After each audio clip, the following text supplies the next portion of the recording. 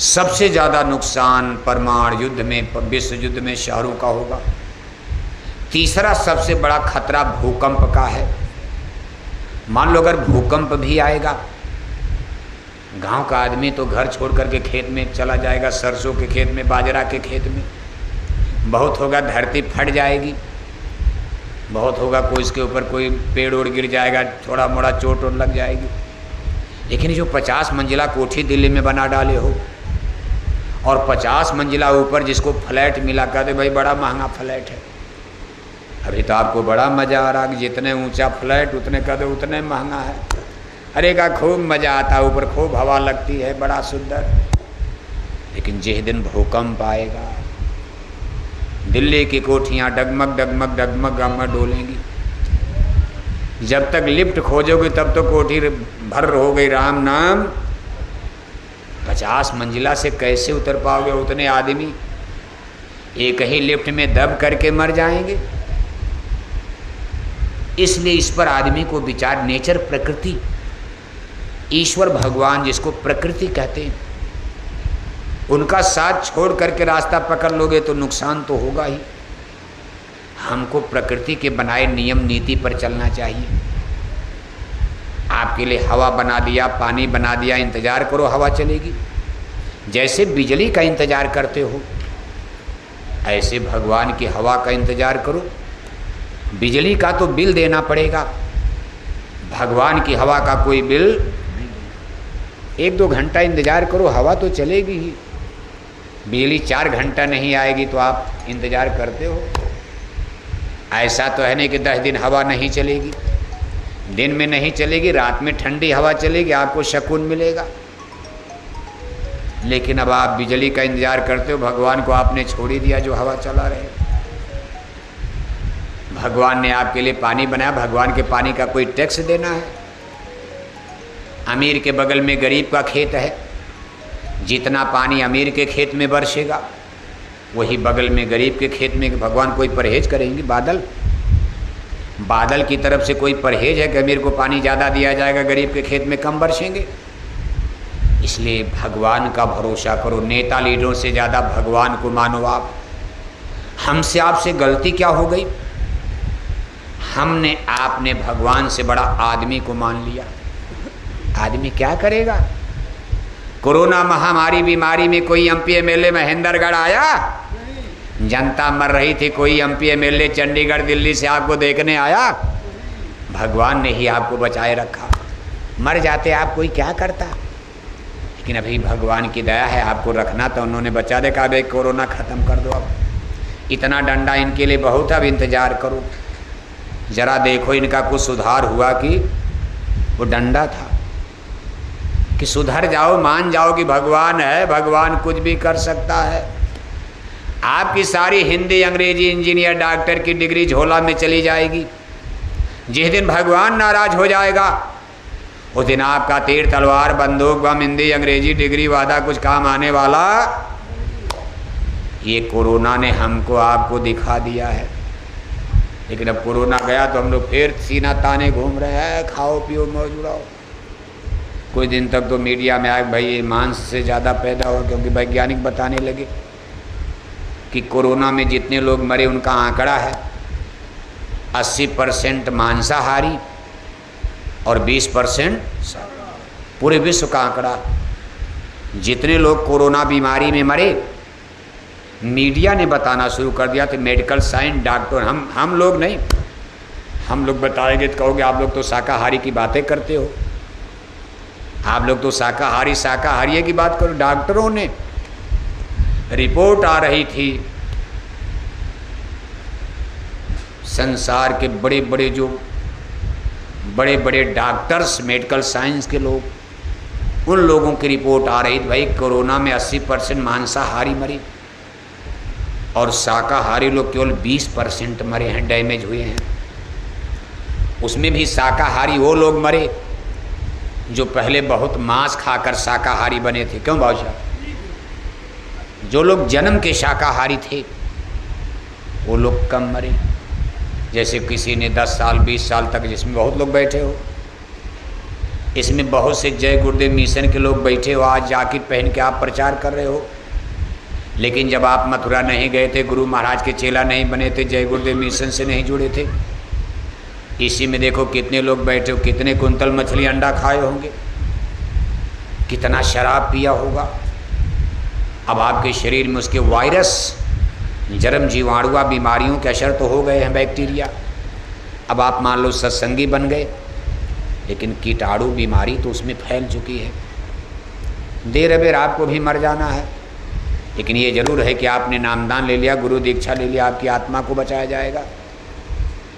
अध्यात्मवाद इसी माने में बाजी मारता दिखाई देता, और अध्यात्मवाद पढ़े लिखे लोग जल्दी समझ नहीं रहे हैं। इतना समझाया जाता, बताओ कर रोटी कपड़ा मकान की बात करो, कहा सत्संग में रखा। लोग कहते सत्संग से लाभ क्या है? सत्संग से कितना बड़ा लाभ। एक तो समाज का सुधार होगा, सरकारें हमारी करप्शन को लेकर चिंता में हैं। ऐसी ऐसी घटना आपके हरियाणा में हो रही है, जब हम लोग मोबाइल पर खबर सुनते हैं तो सर के मारे आपका शर्म झुक जाता होगा। आज शराब के नशे में आपके हरियाणा में, हरियाणा की बात नहीं, नाराज मत होना, सारे संसार की हम बात कर रहे हैं। सारा संसार शराब पी रहा, केवल हरियाणा नहीं। हरियाणा में एक जमाने में लोग हुक्का तर गुड़ गुड़ मारते थे। हुक्का तो अभी भी पीते हैं, लेकिन शराब भी चलने लगी। ज़्यादातर लोग शराब की तरफ, नई पीढ़ी तो हुक्का पीती नहीं है। हमारी नई जनरेशन हुक्का छोड़कर शराब की तरफ चली गई। हुक्का बुद्धि को पागल नहीं करता था, लेकिन शराब ने आदमी की बुद्धि को डैमेज करना शुरू कर दिया।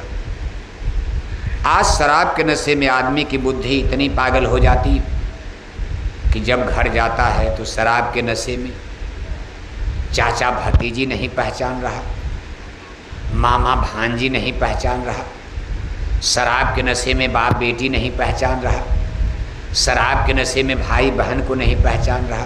गप नहीं बोल रहे। और इतनी बड़ी संख्या में लोग शराब पीने लगे कि बेटों की बात तो छोड़ो, अब हरियाणा में बेटियों ने भी शराब पीना शुरू कर दिया। कहाँ से शुरुआत हुई? यूनिवर्सिटी से, गांव से नहीं। गांव में किसकी हिम्मत है कि कोई शराब पी ले? बेटों की हिम्मत नहीं जल्दी पी ले। माँ बाप के चोरी चोरी ही जंगल में जाके शराब पीना सीखते हैं। बाद में अब ये शराब तो छिपती नहीं है। खैर खून खांसी खुशी, बैर प्रीत मदपान, और रहीमन दाबे ना दबे जाने सकल। मदपान यानी शराब का पीना छिपता है, कत्ल छिपेगा। कोई बुराई है, पान खाकर छिपा लोगे आप? अरे आपकी जबान लाल दिखाए, लोग कहेंगे भाई पान खाया है। खुशी है, चेहरा बताएगा खुश है। कोई दुख है तो चेहरा ही बताएगा। अगर हंसोगे भी, लोग कहेंगे हंसी में खुशी नहीं है, कोई दुख तो है, आपको गमी है।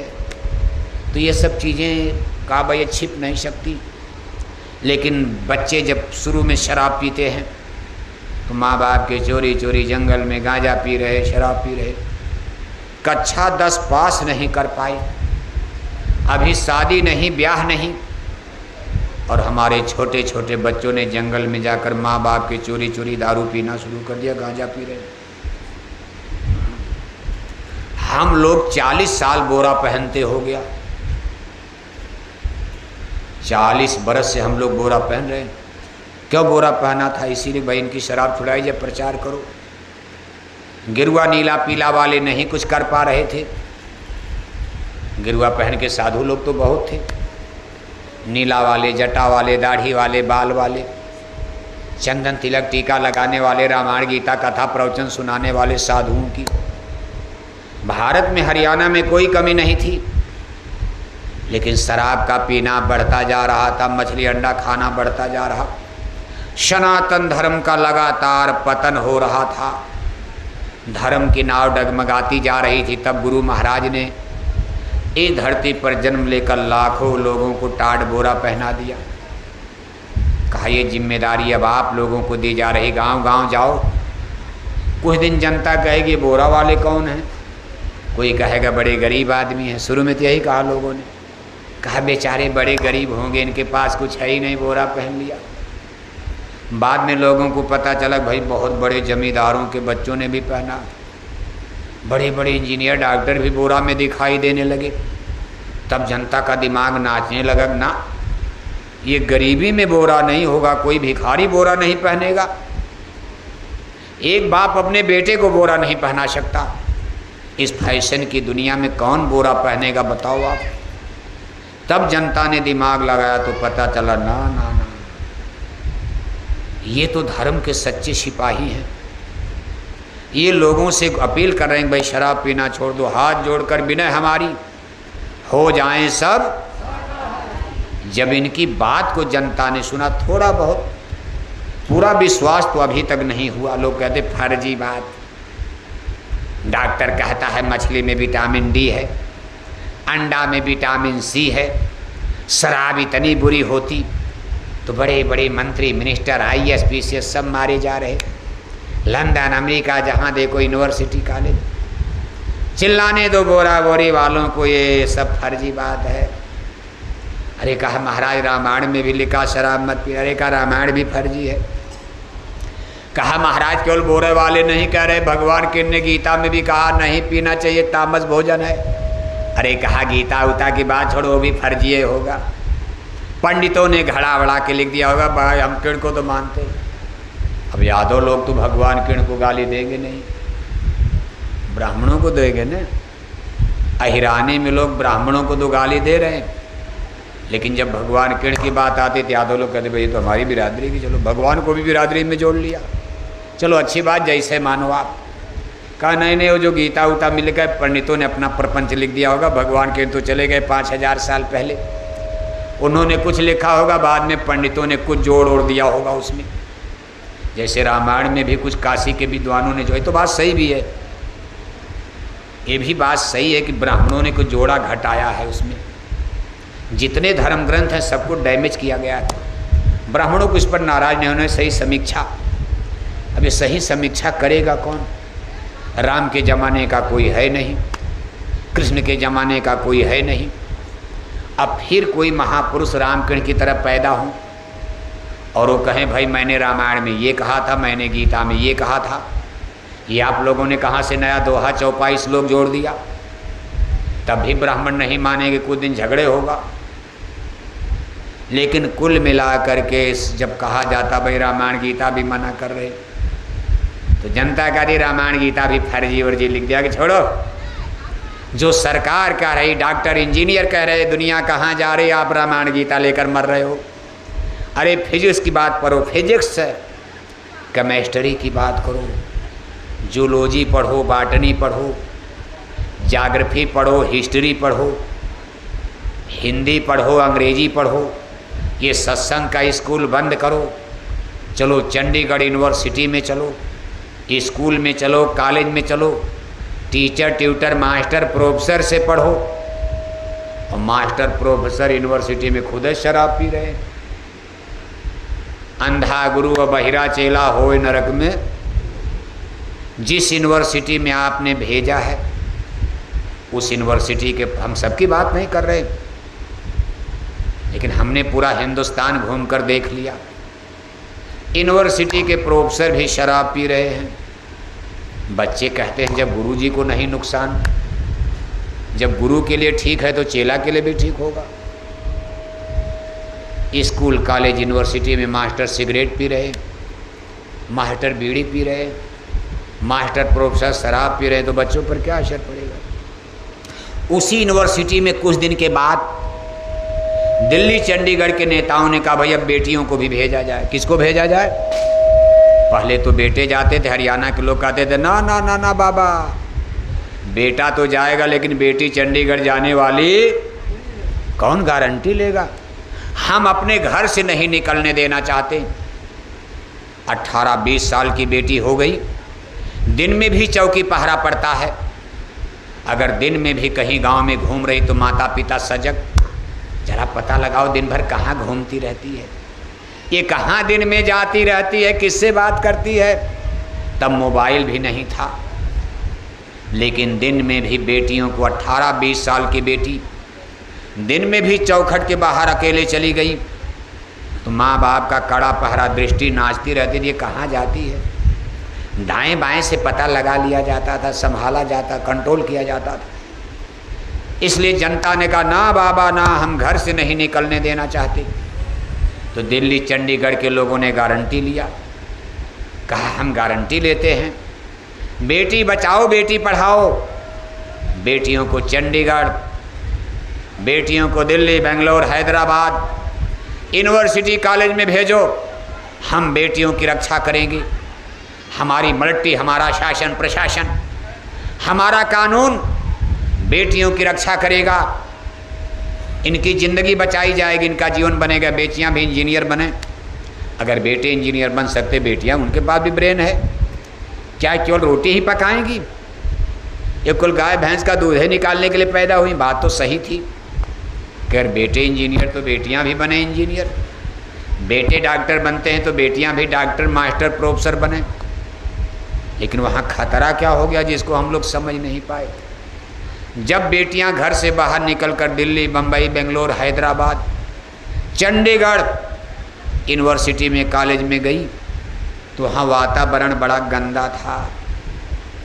आप माहौल नहीं बना पाए, एटमॉस्फियर इतना गंदा कि वहाँ शराब की बोतल मिल गई। बेटियों ने भी धीरे धीरे शराब की बोतल को उठा लिया।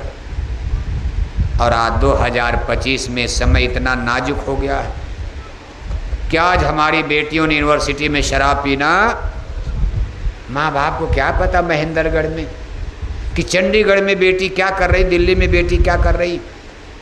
एक और सिस्टम बना दिया, शराब के नशे में बेटियां 11-11 बजे रात तक वहाँ किसी के हाथ में हाथ डालकर नंगा नाच रही हैं। वहाँ कोई माई बाप, घर, रिश्तेदार नहीं है। अगर किसी ने देख लिया, बेटियों तुम्हारे साथ कौन नाच रहा था, तुम किसकी कार में, मोटरसाइकिल में बैठकर चंडीगढ़ में घूम रही थी, हमने तुमको दूर से देखा था। तो बेटी कहती कि दादा कोई चिंता की बात नहीं, मेरा बॉयफ्रेंड है। क्या है? क्या है? जोर से बोलो। ये किसका सिस्टम है? रामकृष्ण का, रामायण गीता का? ये लंदन अमेरिका का, जिसको वेस्टर्न कल्चर कहा जाता है। रामायण गीता को छोड़ करके आपने लंदन अमेरिका की संस्कृति को पकड़ लिया। बेटी कहती कि दादा चिंता मत करो, मैं बेवकूफ़ नहीं हूँ, मेरा बॉयफ्रेंड है। लड़के से पूछा गया, बेटा तुम किसके साथ नाच रहे थे कल, हमने देखा तुमको। लड़के ने कहा, दादा आप कहाँ चले गए वहाँ? अरे कहा हमको किसी ने बताया तुम किसी के साथ नाच रहे थे, कोई लड़की के साथ। तो लड़का कहता, दादा कोई चिंता मत करो, मेरी गर्लफ्रेंड है। क्या है? गर्लफ्रेंड। शादी नहीं, ब्याह नहीं, अभी शादी ब्याह तो बाद में होगा, गर्लफ्रेंड। और साथ ही साथ एक और सिस्टम बना दे, इसको कहते लिव इन रिलेशनशिप। सब अंग्रेजी में आ गया, जनता को पता नहीं है। जब तक जानोगे अंग्रेजी, हिंदी, जब तक समझोगे हरियाणा की जनता, तब तक खेल, तब तक तो सब बर्बाद हो जाएगा।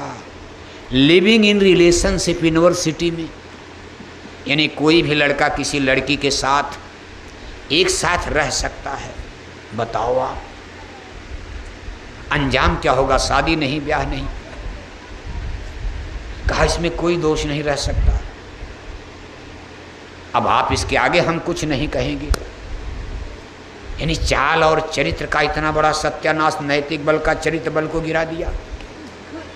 अगर हमारी बेटियों ने शराब पीना गांव-गांव शुरू कर दिया तो सती, सावित्री, सीता, अनसुईया, कर्णावती, दुर्गावती का इतिहास खत्म हो जाएगा, केवल इतिहास के पन्ने में रह जाएगा।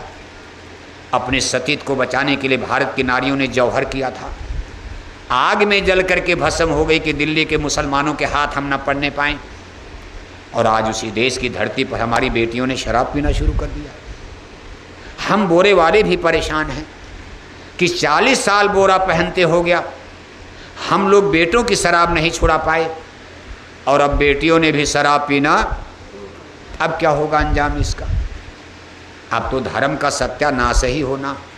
कौन धर्म बचाएगा? किसके बस का है? घंटी घंटा बजाने से धर्म बचेगा? बेटियां शराब पी, शराब छुड़ाओ तब तो धर्म बचेगा। आप धर्म को बचाने का नकली ड्रामा करते हो। ये कोई धर्म है? मंदिर में टन टन घंटी घंटा बजाए जा रहे, हरे रामा हरे कृष्णा कीर्तन गाए जा रहे, अखंड रामायण पढ़े जा रहे, पूरे माथे भर चंदन तिलक टीका लगाए जा रहे, जय श्री राम नारा लगाए जा रहे, और 1-1 किलो मछली, 10-10 बोतल शराब, 1-1 किलो अंडा। ये नकली धर्म लाना है तो बेटियां शराब पिए, क्या फर्क पड़ता? यही धर्म लाना, मछली अंडा खा करके भक्ति करना, धर्म करना, पूजा करना, तिलक लगाना, तो खत्म कर दिया जाए रामायण गीता। रामायण गीता तो इसको मना कर रही, रामायण गीता को खत्म कर दो, भूल जाओ राम और कृष्ण को, क्योंकि भगवान राम ने कभी मांस खाया था? जोर से बोलो। भगवान जोगेश्वर श्री कृष्ण जी महाराज मांस खाते थे? हिंदू धर्म के पुरोधा स्वामी दयानंद सरस्वती मांस खाते थे? स्वामी विवेकानंद जी मांस खाते थे? रामायण गीता वेद भागवत शास्त्र पुराण में कहीं मांस खाना लिखा है? और आपने मांसाहारी धर्म खड़ा कर दिया। भूल जाओ इन महात्मा, इनकी मूर्ति क्यों बनाते हो? राम कृष्ण की दशहरा दिवाली मनाने की क्या जरूरत रावण की? रावण का वध कराने जब सब रावण ही बन गए, अब रावण को मारने से क्या फायदा जब हम लोग रावण ही हो गए? रामा दल खत्म, रावण दल ही हो गया। आज 80% हिंदू भारत में मांस खाते हैं। कै परसेंट? 80%। 80% हिंदू मांसाहारी और 20% हिंदू शाकाहारी। एक हिंदू भारत में शाकाहारी तो 4 हिंदू। जितने हिंदू भारत में शाकाहारी उसका 4 गुना हिंदू भारत में 4 गुना। क्या धर्म बचेगा बताओ? ऐसे पूजा पाठ करते करते विश्व युद्ध में हम लोग मार दिए जाएंगे। ये धर्म कर्म तो सब फर्जी हो गया, सब आडंबर पाखंड अंधविश्वास का। हमारे गुरु महाराज देखो इस पर एक बड़ी सुंदर कहानी सुनाते थे। भाव साहब हो जाए ना, कहानी हो जाए। अरे हरियाणा के लोग झगड़ा हो जाए तब आप तो भाग जाएंगे। हरियाणा में संभल के बोलना। यहाँ साधु लोग जेल में है, मालूम है आपको? कई गुरु लोग तो जेल में पिट रहे हैं, बेचारे पड़े हैं जेल में। हरियाणा के कई गुरु तो जेल में, जिनकी तूती बोलती थी 2-2 लाख 4-4 लाख चेला बनाए। अब पकड़ के सरकार ने उस हरियाणा में आपको बोलना बाबू साहब, बोला जाए? अच्छा चलो देखा जाएगा। और जेल में तो गुरु महाराज को भी डाल दिया गया, क्या किया जाएगा? तो देखा जाएगा। देखो गुरु महाराज एक कहानी सुनाते थे। एक नदी के किनारे बालू पर एक बहुत सुंदर देवी का मंदिर बना हुआ था। वहाँ चैत की नवरात्रि में 9 दिन का बड़ा सुंदर बहुत बड़ा मेला